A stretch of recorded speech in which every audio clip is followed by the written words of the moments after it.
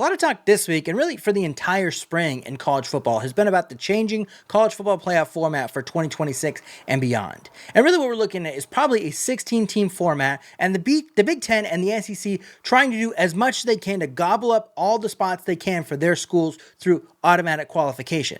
And while, yeah, that kind of makes sense with the current conference layouts that we have, with so many of the power schools in college football concentrated in those two conferences, and just the difficulty of those schedules and their conference championships versus conferences like the Big 12, the ACC, and even the G5 conferences, obviously. It doesn't make sense to me why that has to be the case in college football, because even if you give 4 or 5 slots to each of those conferences, there's still quite a few quality teams that are going to be held out of the college football playoff just because of their conference layout. And maybe this eventually goes to the Big Ten and the SEC making their own playoff and separating from everybody, but I don't think that is the best case scenario. I think that there's room for Power 5. I think there's always been room for 5 great conferences in college football. So I have an idea about teams that made bad decisions, moved into these bigger conferences, and now at some point are going to be penalized because of it if they haven't already, peeling off and making a third superpower conference that rivals the Big Ten and the SEC. That third super conference would look like this: Oregon, Washington, USC, UCLA, Texas, Texas A&M, Oklahoma, Oklahoma State, Missouri, BYU, Nebraska, and Notre Dame, and it would be called the Western Powers Conference. And you may question the viability or the superpower status of this conference, but let me give you a couple stats that show how powerful this conference really would be. First, every single one of these teams has averaged over 1 million viewers in each of the past 4 seasons in all of their games, as well as have a 50,000 plus seat stadium for their college football team. Those stats are important because, as I showed in my video last week, there are only 39 programs in the entire country that can boast those stats, meaning that both the Big Ten and the SEC would not be able to say they have all of their programs meeting those two stats, which really proves how powerful this particular conference would be at the negotiating table for media rights contracts, which is really what the conferences are trying to do.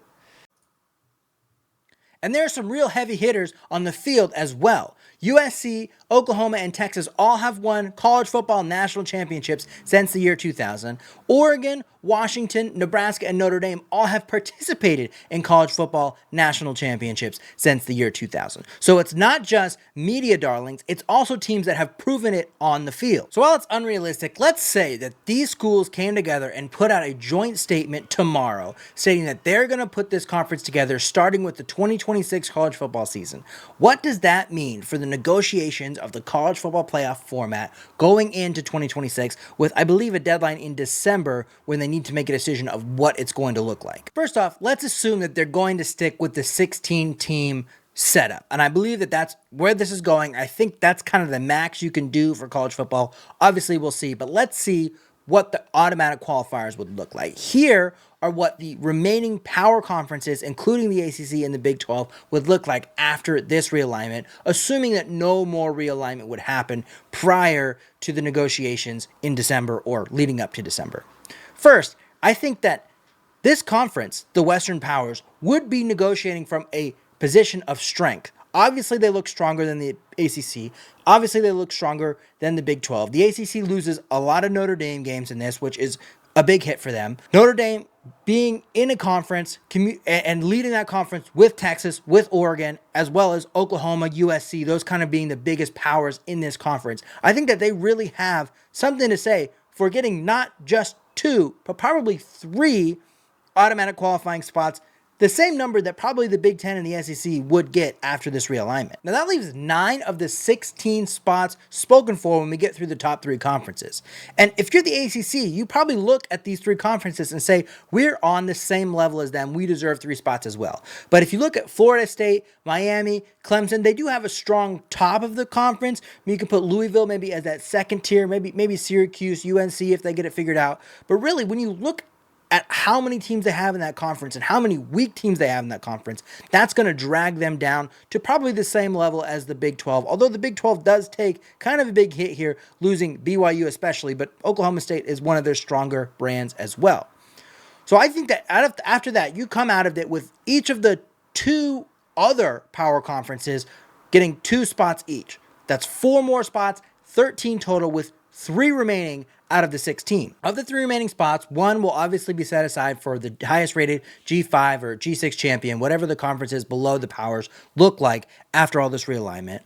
And the 2 remaining spots, you could make an argument, should be set aside for more G5 teams. But I think that they're going to just be left at large so that you can really account for some weird years, right? There's years where it's just an imbalance between conferences.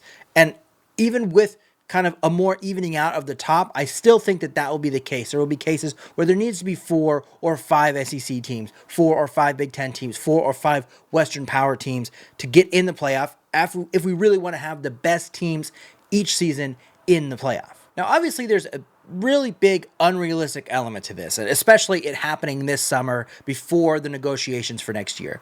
But I do think that really, if we're looking at 2031, which is the next time that we're most likely going to see some changes to the college football playoff, if we do see changes, and in turn changes to the conferences and more conference realignment, I think that you will see something like this. I don't know if it's these specific teams coming together, whatever it is, but these super conferences that have been predicted since 2010, 2011, when we first started seeing conference realignment, Texas A&M and Missouri leaving the Big 12 for the SEC, the teams being added from the ACC to the Big 10 and the Pac-12 expanding as well.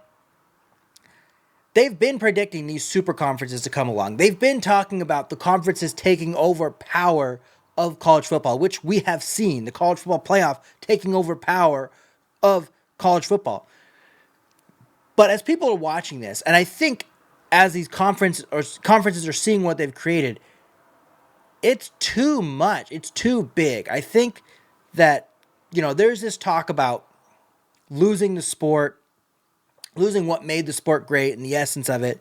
And yes, these things are true, but you and I both have been Americans long enough. We know that the essence of something, the soul of something, it doesn't matter. America at the top is a country without a soul. That doesn't mean that, the people that enjoy things, the people that come together, we all have something of a spirit, something of a soul. But people that control things don't have it, and they don't care about that.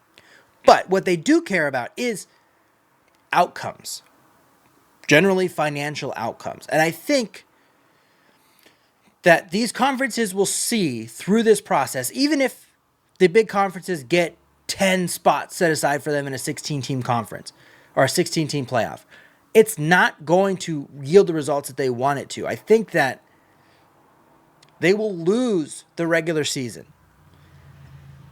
And if you're trading 12 games, 12 weeks, 15 weeks, whatever it is, I think it's 14 or 15 weeks, 16 weeks, including the conference championships. If you're trading that part of the season for 2 months is what the playoff is probably going to go across, 4 rounds of the playoffs, maybe probably 4 rounds when they get to 16. So really 4 weeks of games. If they're going to make that trade, that is going to lose them money because there is so much more. Zach Lowe was saying this about the NBA Finals. The NBA could have the Lakers and the Knicks in the finals. If it's a 4-game series, they're losing money compared to, this OKC Indiana finals going 7 games because volume is always king. They're still going to have those games, but they're going to lose so much from those games because, for one, they're taking away the importance of a win or a loss the more and more they add to the playoff. And not just that, they're taking away the conference. They're taking away the baked in watching Oregon and Oregon State or watching Texas A&M, every season, watching these rivalries that they've watched for so long. Those games are the biggest games of the season. Yes, there's the top 10 games that are these big, country playoff defining matchups that are the best teams, fighting for a spot. But the bread and butter is these rivalry games. The bread and butter is these games that just matter to the people locally. Those are still getting millions and millions of views. And if you take those away, I've talked about this before. Why do I care about Oregon versus Rutgers? Why does a Texas fan care about Texas versus Mississippi State? if I have my kid's soccer game and Texas is playing Mississippi State, I'm not going to take time out of my kid's soccer game to make sure that I'm watching Texas Mississippi State. But if I have my kid's soccer game and Texas is playing, a classic rival like Nebraska or like Oklahoma State or like Texas Tech, then I probably have my phone out watching that game. And I'm half paying attention to my kid's soccer game. So I think that not only are they going to feel the effects of losing that soul of it, I think that they're also going to recognize that, like, you're hurting your top teams by having so many fucking teams in your conference. You're hurting Alabama last season by having so many teams in your conference. Now, Alabama probably wasn't one of the 12 best teams in the country last season. Maybe they were the 12th. Maybe they were the 13th.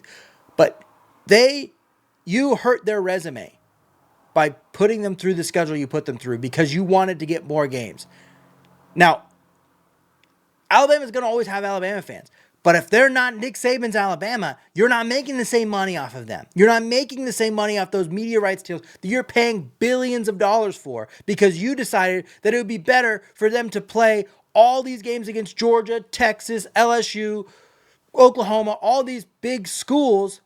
You forget they're going to lose to Vanderbilt every once in a while. And if no one's watching them lose to Vanderbilt, then you're just killing the Texas game. You're killing the Georgia game. You're killing all these other games that they have to play because you're putting them through a gauntlet that they're eventually going to lose at. So I think that these schools are going to recognize that. These schools are going to recognize, hey, if we're a little bit smaller, even if the media rights deal is a little bit smaller, splitting it among 12 people versus splitting it among 16, 18, 20, which is the numbers that they're going towards, we're going to make more money in the long run. It's going to do us better to get, not have to travel to fucking New Jersey if we're Oregon.